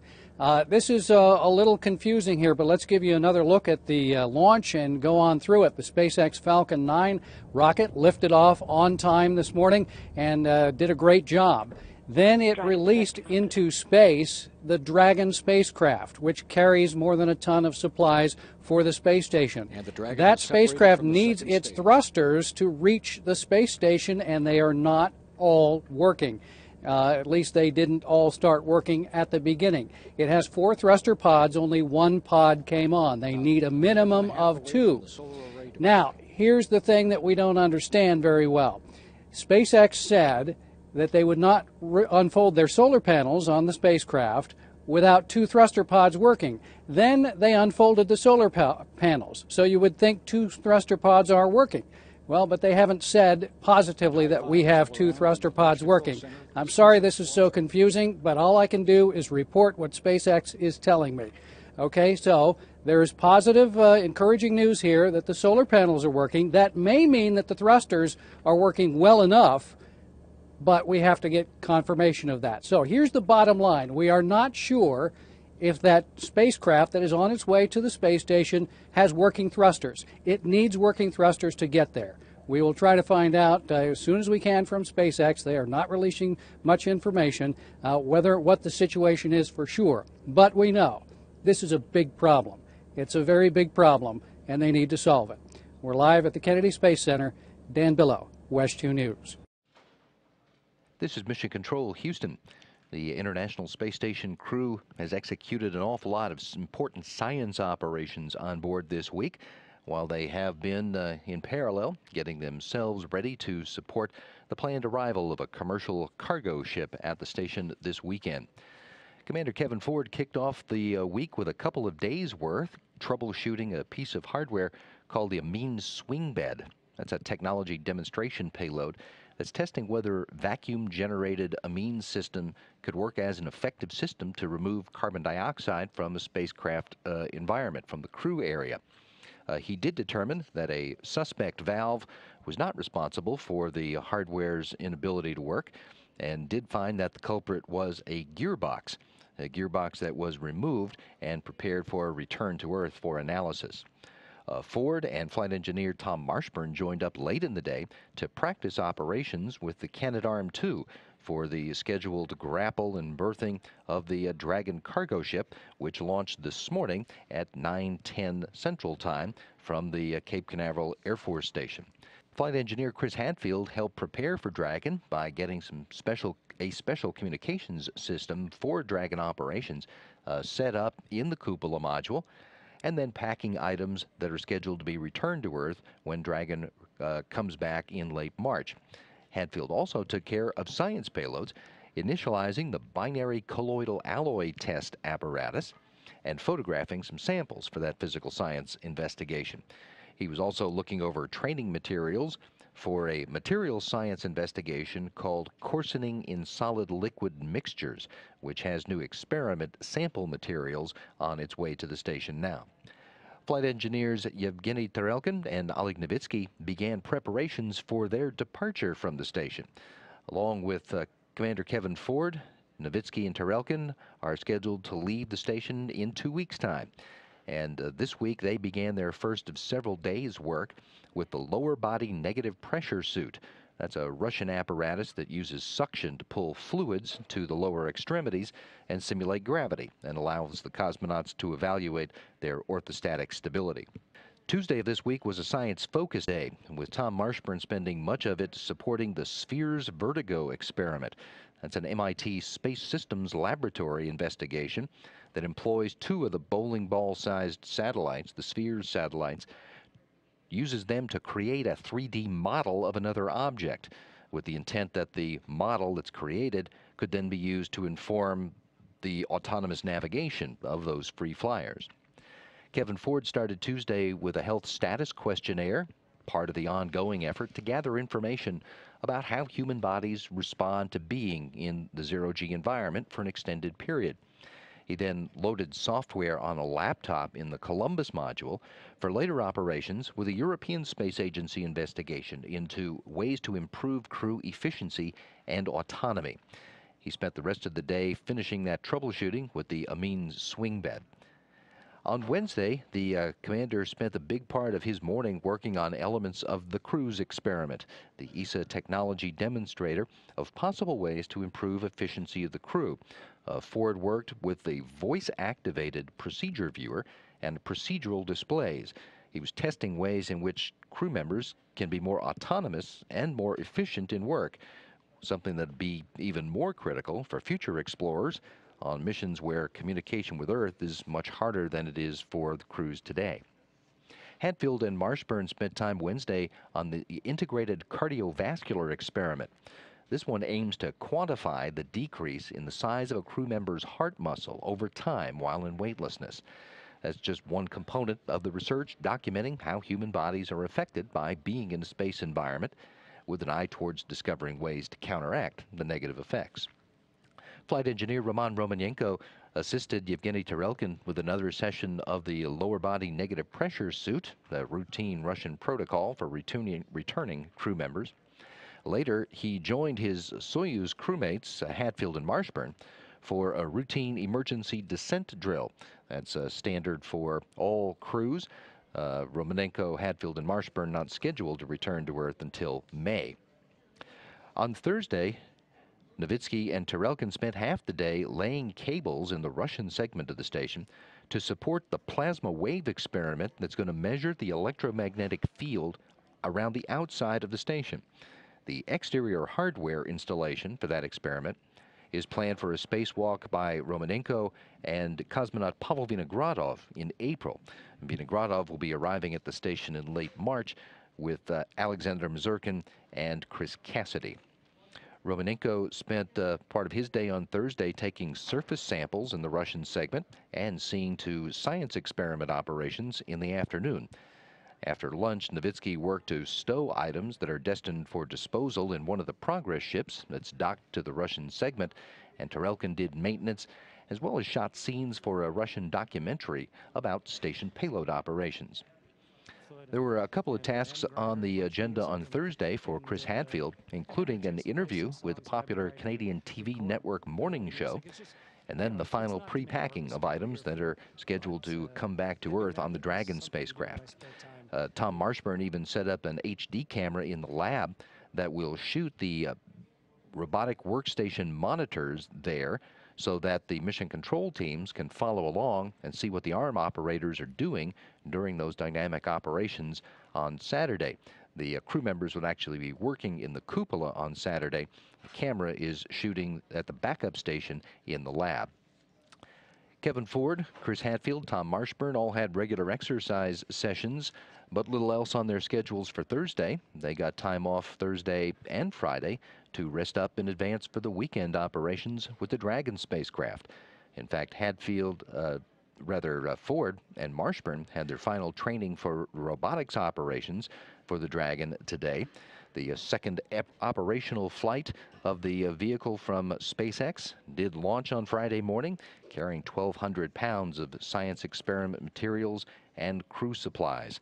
Scheduled to be grappled on Saturday morning by the crew members at the controls of the Canadarm2 robotic manipulator, and then through use of the arm ground commanded, berthed to the Harmony module, with a hatch opening scheduled for Sunday to allow the crew to start unloading supplies, as well as the food and experiment materials that are needed to support their own mission of exploration. Politiker in Washington auf der Flucht. Die Frist ist abgelaufen ohne Einigung zwischen Demokraten und Republikanern. Jetzt muss gespart werden, 85 Milliarden $ in diesem Jahr. Ich hoffe, die hören endlich auf zu pokern in Washington und tun das, was für die Menschen im Land richtig ist. Wenn der Staat seine Lebensmittelinspekteure nicht mehr bezahlen kann, dann kann er seinen Laden dicht machen. So wie ihm geht es vielen Betrieben im Land, die vom Staat abhängig sind. Eine wirtschaftliche Katastrophe ohne Gewinner, Demokraten, Republikaner und Obama stünden schlechter. Der Präsident hat vor 2 Stunden die Anführer der Parteien ins Weiße Haus geladen. Vergeblich. Laut Regierung sind nun 750.000 Arbeitsplätze in Gefahr. Es wird keine Apokalypse geben, wie manche prophezeien. Es ist einfach nur dumm, sagt ein machtloser Präsident. Obamas Plan, die Republikaner zu Steuererhöhungen für Reiche zu zwingen, ist heute erst einmal gescheitert. Durch die Kürzungen wird vor allem die Mittelschicht die Zeche zahlen, wenn nicht noch ein Wunder geschieht. Doch dazu könnte es bereits nächste Woche kommen, wenn wieder über den Haushalt verhandelt wird und vielleicht die automatischen Einsparungen rückgängig gemacht werden. Bis dahin heißt es Planungsunsicherheit auch bei den Kleinsten. 30.000 Stellen an Schulen stehen jetzt auf der Kippe. Das Rasenmäher-Spardiktat wird auch das Militär und Forschungseinrichtungen besonders hart treffen. Die USA stehen vor massiven Kürzungen der Staatsausgaben. Präsident Obama scheiterte heute in Washington mit einem Versuch, Republikaner und Demokraten doch noch zu einer Einigung im Haushaltsstreit zu bewegen. Damit dürften um Mitternacht Ortszeit automatisch Zwangseinsparungen in Kraft treten. Allein im laufenden Jahr in Höhe von 85 Milliarden $, quer durch alle Ressorts. Obama gab den Republikanern die Schuld am Scheitern. Eigentlich müsste die US-Flagge auf Halbmast wehen angesichts des Trauerspiels in Washington. Die Budgetverhandlungen erneut gescheitert. Der Senat hatte gestern Gesetzesinitiativen von Demokraten und Republikanern abgelehnt. Trotz des ungelösten Haushaltsdramas verabschiedeten sich die Kongressabgeordneten ins Wochenende. Nun treten drastische Zwangseinsparungen in Kraft. 85 Milliarden US-Dollar muss die Regierung bis Ende September streichen. Allein der Verteidigungsetat wird um knapp 8% gekürzt. Den Militärs fehlen etwa 43 Milliarden $. Aber auch die Bereiche Bildung und Gesundheit müssen bluten, ebenso viele staatliche Sozialprogramme. Selbst der Zoll, das FBI und die Flugsicherheit schlagen Alarm. Auch sie sind von gewaltigen Kürzungen betroffen. Ein letztes Krisentreffen heute Morgen im Weißen Haus. Präsident Obama redet den Mehrheitsführern des Kongresses ins Gewissen. Er fordert nach wie vor Steuererhöhungen für Großverdiener, um die Budgetkürzungen abzumildern. Die Republikaner lehnen das ab, Schuldzuweisungen. Nichts von all dem war nötig. Das passiert jetzt, weil die Republikaner im Kongress so entschieden haben. Sie erlauben diese Einschnitte, weil sie sich weigerten, Schlupflöcher im Steuersystem zu schließen, um das Defizit zu verringern. Die Führung der USA wirkt wie gelähmt. Dabei waren die automatischen Budgetkürzungen eine Idee der Obama-Regierung. Es sollte ein Horrorszenario sein, das die politischen Gegner zum Kompromiss zwingt. Doch der ist nun gescheitert und die Zwangseinsparungen drohen, den zarten Wirtschaftsaufschwung abzuwürgen. Umfragen zeigen, die meisten US-Bürger haben die Nase voll vom ewigen Hickhack in Washington. Die Berliner Mauergalerie zieht als Kunstwerk jährlich Zehntausende Touristen aus aller Welt an. Doch das mit 1,3 Kilometern längste noch bestehende Teilstück des früheren Grenzwalls ist vom Abriss bedroht. Heute wurden die Bauarbeiten nach massiven Protesten vorerst gestoppt. Investoren wollen Teile aus der sogenannten East Side Gallery herausbrechen lassen, um Zugang zu neu entstehenden Gebäuden zu schaffen.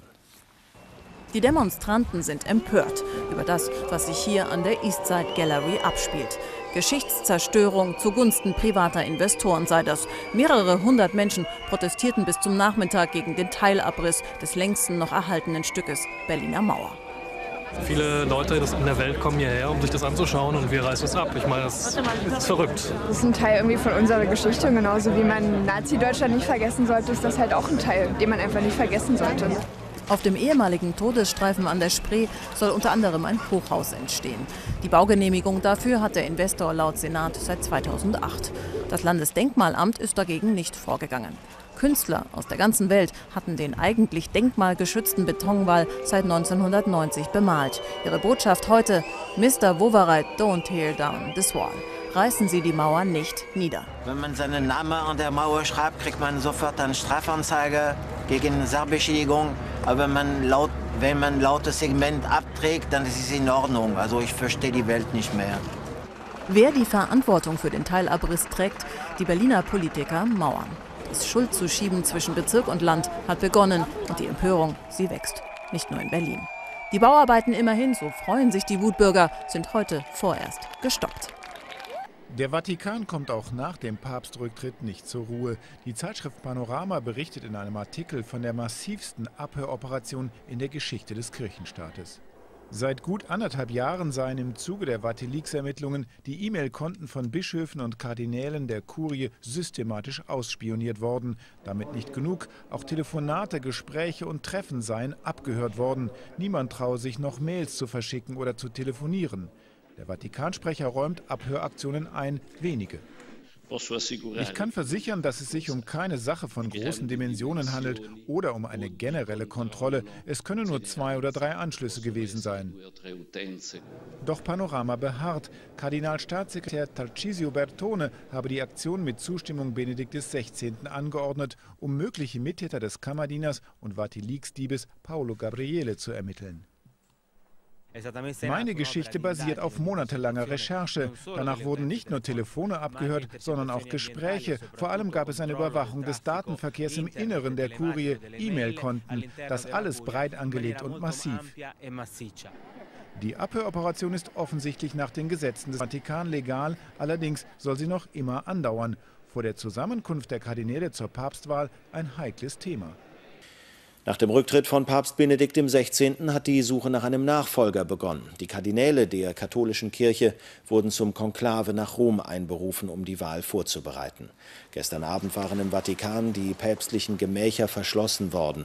Kardinalkämmerer Bertone versiegelte die Räumlichkeiten. Der 78-Jährige ist für den Schutz der Güter und für die weltlichen Rechte des Heiligen Stuhls zuständig. Today brought more signs the Vatican will waste little time moving forward. Cardinals who will select the next pope have now been given instructions regarding their first set of meetings. CNN's Ben Wiedemann joins us now from Rome.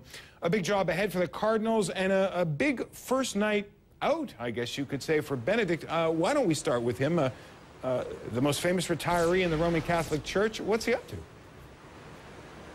Well, he apparently, according to the Vatican, he arrived, of course, and at 8 p.m. he stepped down and had a fairly relaxing evening. Now, normally Benedict, according to the Vatican spokesman here, after dinner likes to play the piano. However, last night he enjoyed watching TV coverage, TV reports of his departure from Vatican City and arrival at Castel Gandolfo. We were told he had a very peaceful and restful night, and today he enjoyed praying and saying the rosary in the very nice gardens of Castel Gandolfo. Now, on the question of what comes next for the Vatican City, the Vatican did send out 207 invitations to cardinals around the world to attend a general congregation of cardinals. They will be meeting at 9:30 Monday morning to discuss a variety of issues facing the Church, in addition to setting a date for the conclave. Now, the Vatican has also put out a series of commemorative stamps to mark this period when, as they say in Latin, the sede is vacante, the seat is empty. And that's what it says on those stamps. Now, we have no idea at this point when that seat will be full again, but clearly the cardinals will be determining that date during those very important meetings next week. Jonathan? Now, this is an unfamiliar process for a lot of those cardinals. It's unfamiliar for the rest of us. How much do we know? I mean, do we have even a rough idea of when it is going to meet and the other things that they have to address as they decide how the conclave unfolds? Well, what's interesting, actually, is that 50% of the cardinals who will be participating in the conclave have never done it before. It's a very new experience for them. Now, we don't know, as I said, the general congregation of cardinals, which includes the 115 cardinals who will take place in the conclave, in addition to those cardinals who are over the age of 80, they will decide on the date. But we were speaking to one American cardinal today who says that he expects that the general congregation may go on for a week because there's so many issues that they need to discuss, in addition to the qualities they're looking for in the next pope. Jonathan? Ben Wiedemann, live from Rome. Thanks very much. The turmoil that we see in the church today, not new. We've had tension, we've had turmoil in the church since the beginning. We got it today. It's probably more glaring today because the church is under such intense scrutiny because of what we're going through now. A call to purity, heroic virtue, sanctity, especially when it would come to what you mentioned, the terribly nauseating and painful episode of clergy sexual abuse.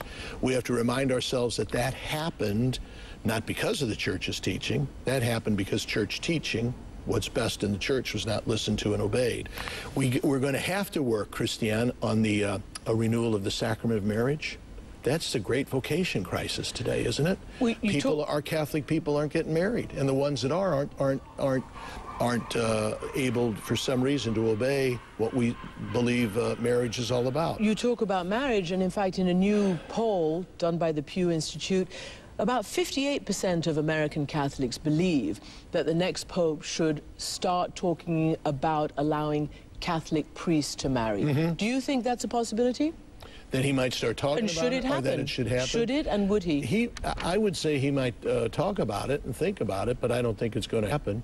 I think the past popes have listened and spoken about it and talked about it, so it's not going to be new. It startles me sometimes. They say, well, why doesn't the church talk about married priests? I think we talk about it. I can't get my hair cut without my barber asking me about married priests. I mean, I'm sure there's a lot of everybody talk, talks you about it. don't think it's going to go anywhere in terms of a change? I don't think he would on that one. I don't think there would be that kind of change. You know, this is what's difficult to understand, because we, and I include myself in this, usually think of leadership models in an earthly managerial way.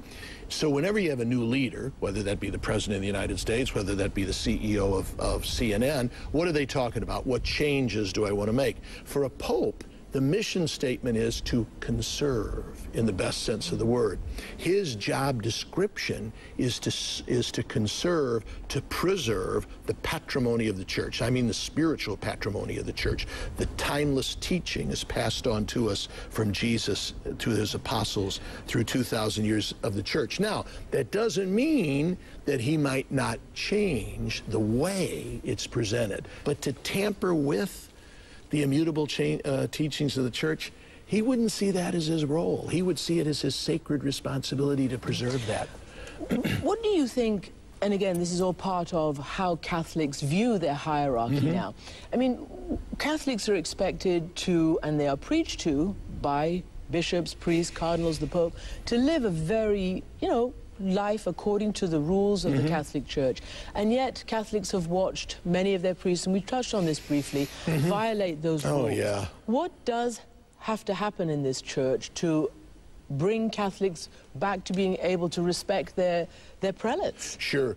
There has got to be a recovery and a renewal of purity and holiness and virtue in the life of the church. You know what Pope Paul VI said? He died, remember, in '78, but he said, modern men and women learn much more by witness than by words. So he said what you just said, that very often the way we do things, the way we live, has more of an impact than what we're saying. And if what we say doesn't gel with how we're living, it's counterproductive, right? You know, 63% or so of American Catholics look at this sex abuse scandal in the priesthood, and they say that Pope Benedict XVI, although he instituted zero tolerance, he met with abuse victims, he apologized, did only a poor to fair job of dealing with it. And I want to ask you yourself, because you've had to deal with all of this. You were deposed in New York last Wednesday. Yeah. You were the Archbishop of Milwaukee, and one of the most egregious violations happened there. Before my time. Father Lawrence Murphy, before your time. Many would say that you did your best to try to account for that. Thank you. But others would say, also the critics, that, you know, you didn't allow the names of the abusers to be made public. Some would say that, you know, some of the desires to bring in an independent litigator may have, you know, prevented some of the money, some of the reparations and settlements going to the victims. What do you say about all of that, since you had to be deposed about that? I was deposed about that, and grateful that I was. I had said 2 years ago, please come, I want to tell the story, and the deposition went rather well. By the way, the deposition was about the fact that I did reveal the names, so that's something I did that they agreed with. In fact, the victims said, do that, please, and we did. We have to remember, Christiane, that there are certain groups that are never going to be happy with what we've done, okay? All I can tell you is that even though in the past the Catholic Church was a model of what not to do in this, I would maintain that today the Catholic Church is a model of what to do. And I'm not bragging about that. That would be self-serving. Outside independent people tell us this, that now the church is doing it right, okay? So we could dwell on the past, we could go back decades and decades and decades of this nauseating abuse, or we can say, mea culpa for that, We have learned from it, and now, thanks be to God, there is a rigor and a renewal and a responsibility in the church that is laudable and exemplary. And I think that is 100% true. You mentioned a good point, though, Christiane, that we can't seem to get that news out. Would you say a lot of effort needs to go into, you know, finally calling to account and stopping not just the abuse, but the hiding, the shielding of the abusers, which is another big complaint? I think we've done it. My Lord, if we're trying to hide abusers, we're sure doing an awful job, because every day it's on the front page of the newspaper. So from before, holding people accountable from having tried to shield them before. You know, there was a huge controversy, and there remains a controversy of Cardinal Mahoney. Cardinal Roger Mahoney, the Archbishop of Los Angeles. Coming here. He had also been deposed. There were thousands and thousands of pages of document that his own Archbishop said made terribly painful reading. The consistent shielding of priests from any kind of accountability. From decades ago. Correct. I think as a church we've said that was the wrong thing to do. Should never. So you're confident that there will be zero tolerance enacted? We can never let up, and we can never forget it, and we can never say, oh, thank God that's over, let's move on. It's constantly got to be before our eyes. And when we come back, I'll talk to the journalist who wrote the book on Pope Benedict. I'll ask Marco Politi where the church goes from here and who is likely to lead it. Historic week here in Rome. Benedict XVI has officially transitioned, in his own words, from Pope to pilgrim, right before our eyes. Now, 1.2 billion Catholics and the rest of the world are watching to see who will, quite literally, fill the Pope's red shoes. Journalist Marco Politi is a close observer of the Vatican. He's the author of a biography on Pope Benedict, in which he actually foresaw the possibility that Benedict might resign. He's the ideal person to help us reflect on these remarkable events. Welcome back to the program, Marco. Hello, good evening. Good to see you. You just heard what Cardinal Dolan was saying to me. You've been witnessing all of this. What are your reflections today as the Pope flies off into retirement? Well, it's really a turning point in the history of Catholic Church, because in the past, if popes were deposed or even killed, it was just a personal happening. There came a new pope, a triumphant pope, and the papacy was as it was. But today, flying away, Pope Benedict left the Catholic Church, and especially the papacy, in a sort of after-earthquake situation, because the essence of the papacy is changing. With his humble gesture, he puts a break in the tradition when popes were semi-divine, eternal emperors, like emperors of the Roman Empire, and they were forever, they were absolute monarchs. And he has changed just with few words, the sense of the papacy, because he said the Pope is a servant. The real head is Jesus Christ. And if a servant is no more ready to do his job, then it's better that he leaves a place to another one. So let me ask you this, because there have been a lot of questions, particularly by Catholics who may want to see slight opening up in various directions. The kinds of things like allowing Catholic priests to marry. I mean, let's face it, there is kind of a double standard right now, because Anglican priests, who the Catholics need so badly to fill their diminishing ranks, are coming in with families. In any event, all of these kinds of things, even women ascending to the top ranks of priesthood and other managerial ranks in the Catholic Church. Since this Pope has now set this precedent, do you think it means that these other are no longer taboo, that perhaps other precedents can be broken in this regard? Well, first of all, resigning Pope Benedict opened the way to a greater accountability, even of the popes, to the public opinion and to the public opinion of the Catholics. We had here an unprecedented happening, that a cardinal who was ready to enter the conclave, Cardinal O'Brien from Edinburgh, had to resign because it came out that he was accused, allegedly, to have unappropriated relations to priests. So this never happened in the past. But the issue is that there are no more enough priests for the parishes in the first world and in the third world. So the church has to find new ways. And the second big issue certainly is the issue of the role of the women. Here in the Vatican, there are only 2 women who have a role of undersecretary, so let's say a leading role. But all the other people are always staffers in a certain sense. And it is not possible that the women who are half and more of half of the believers are not in the position to be there when it comes to strategical decisions. Now, let me get your prediction to the question that everybody wants answered. Who do you think will be the next pope? Who do you think is the front runner, at least?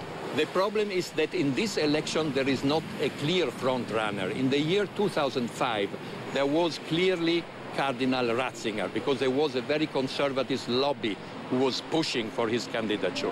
And there was a clear opponent for the reformist bloc, Cardinal Martini of Milan, and who died a couple of months ago, saying in his last interview, the church is behind 200 years. There must be changes. So this time there are too many candidates, at least now, and these candidates have not yet a package of voters, a block of voters behind them. Next week, the first general sessions and meetings of cardinals will begin.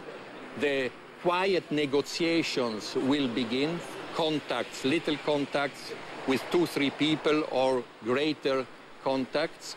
And then at the end of the week, maybe we'll have some front runner. But what is interesting is that the conclave has to decide whether to go back to an Italian pope or whether to continue the internationalization of the papacy.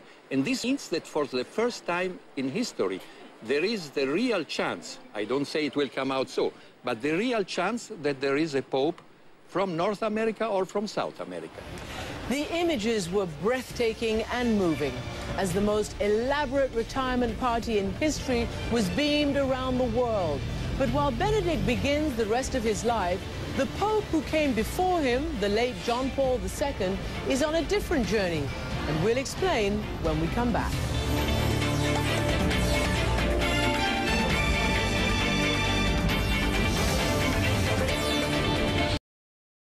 Benedict's predecessor, the charismatic late John Paul II, is rapidly moving up the celestial ladder. Back in 2011, just 6 years and 1 month after his death, John Paul was beatified. It was the fastest such ascent ever, and it left him 1 step and 1 more confirmed miracle away from sainthood. Accordingly, his body was exhumed from the grotto beneath St. Peter's, and it was brought upstairs to the Chapel of St. Sebastian, a prime location right next to Michelangelo's Pietà, which is one of the first stops on any Vatican tour. But to make room for John Paul beneath St. Sebastian's altar, another pope, Innocent XI from the 1600s, had to be relocated.